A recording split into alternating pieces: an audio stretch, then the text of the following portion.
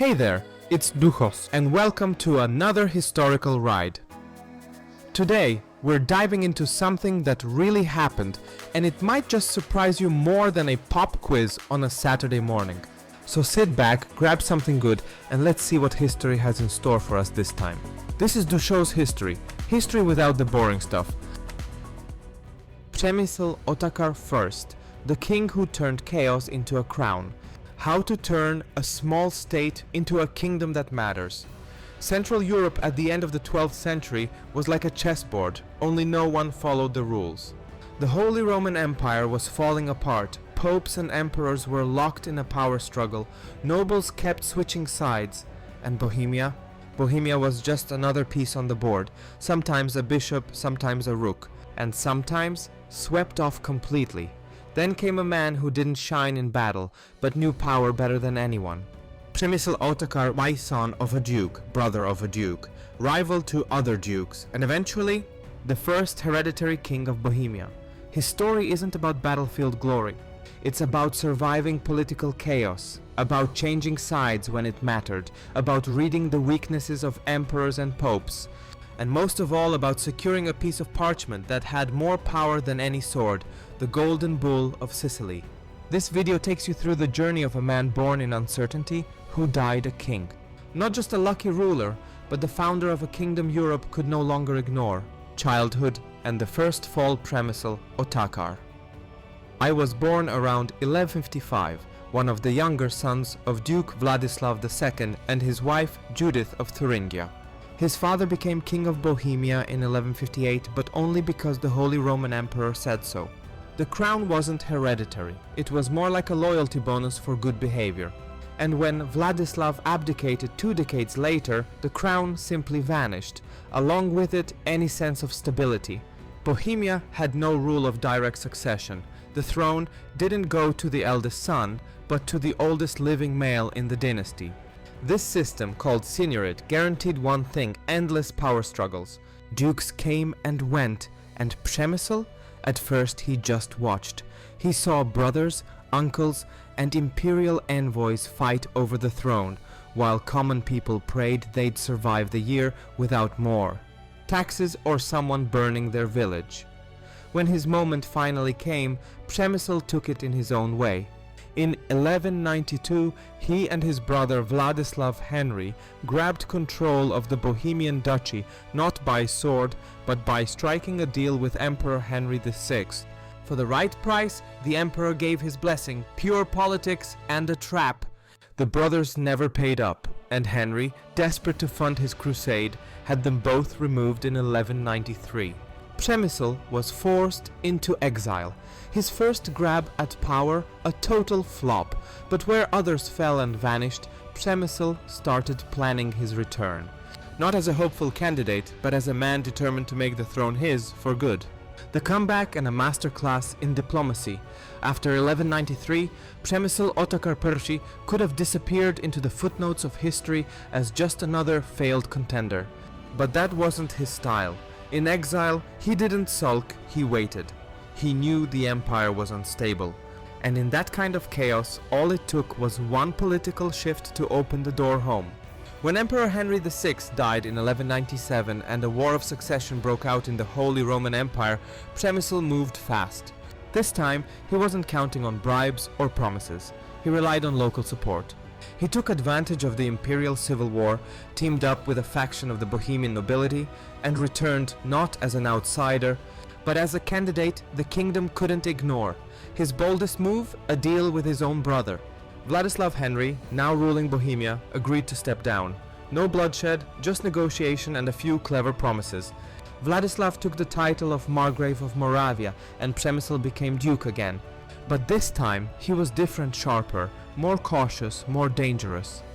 Instead of ruling with brute force, he started building real foundations. He married Constance of Hungary, locking in a powerful alliance. He strengthened his position at home and kept a close eye on every power play between the Pope and the Emperor abroad. He knew a temporary crown wasn't enough. He didn't just want the throne, he wanted to rewrite the rules. And that meant playing the biggest game of his life, securing a crown that no one could ever take away. The Golden Bull of Sicily, a scroll mightier than the sword, the year 1212 didn't change Bohemia's destiny through war, but through a document.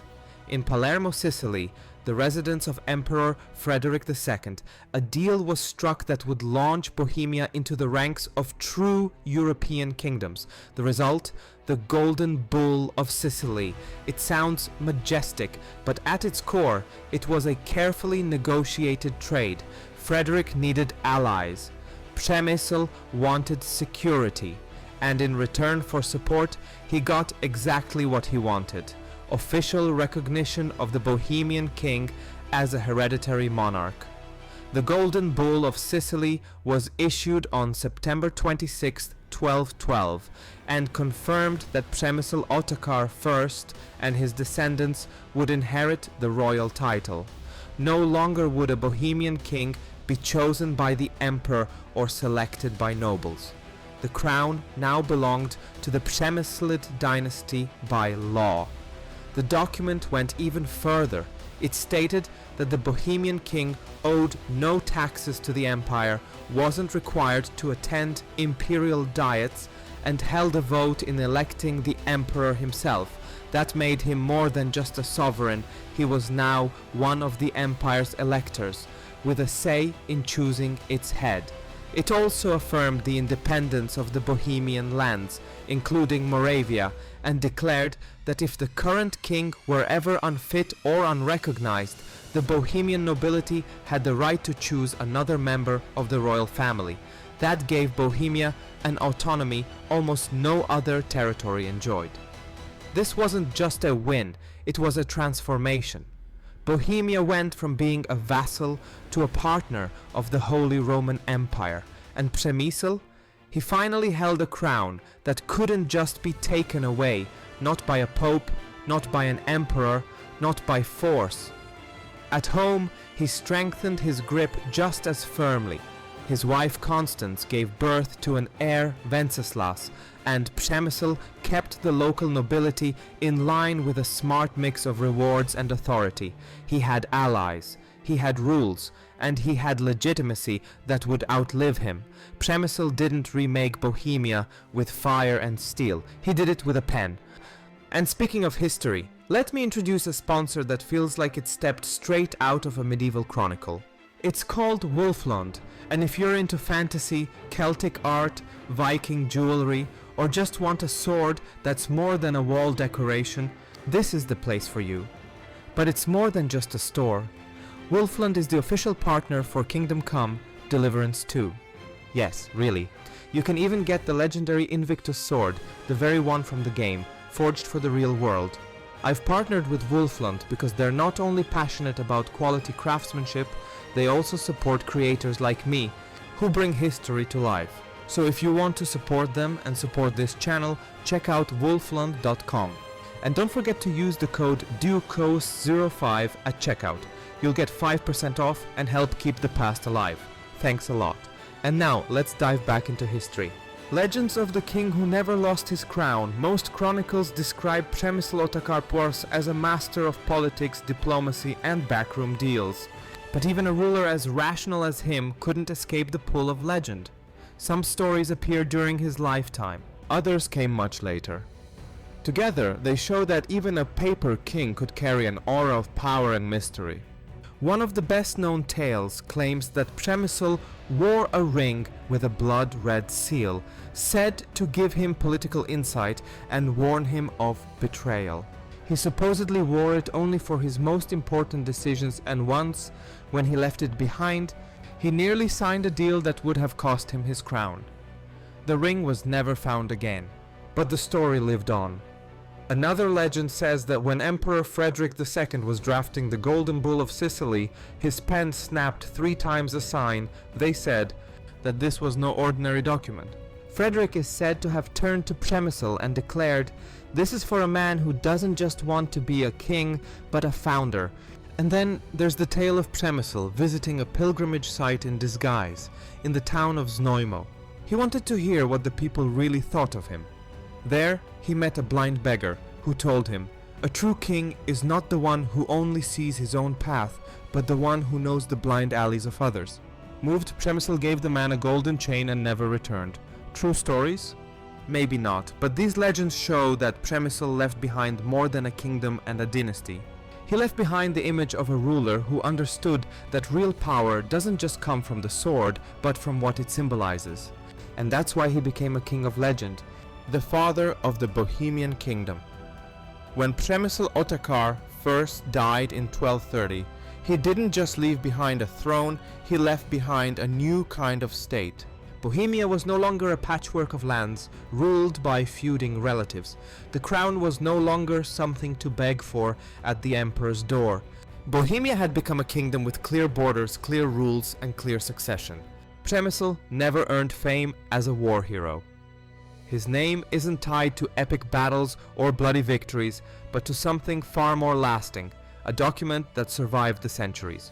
He wasn't sentimental in politics. He changed allies when needed, but unlike many others, he didn't play for himself alone. He played for the future of his dynasty and his country. His son, Wenceslas I, ruled without fear of being unseated. His grandson, Premysl Otakar II, expanded the realm all the way to the Adriatic Sea. And the foundation for both, it was laid by a man who knew that gaining a crown wasn't enough, you had to anchor it. Přemysl Otakar I didn't become king through divine destiny. He became king through patience, diplomacy, and sheer will. And that's why today, he rightfully holds the title, Father of the Bohemian Kingdom. Thanks for watching all the way through. If you liked the video, drop a like, hit that subscribe button, and feel free to share it. It really helps others who care about history too. Let me know in the comments what you'd like to see next, and if you enjoyed this one. Take care, and I'll catch you in the next video.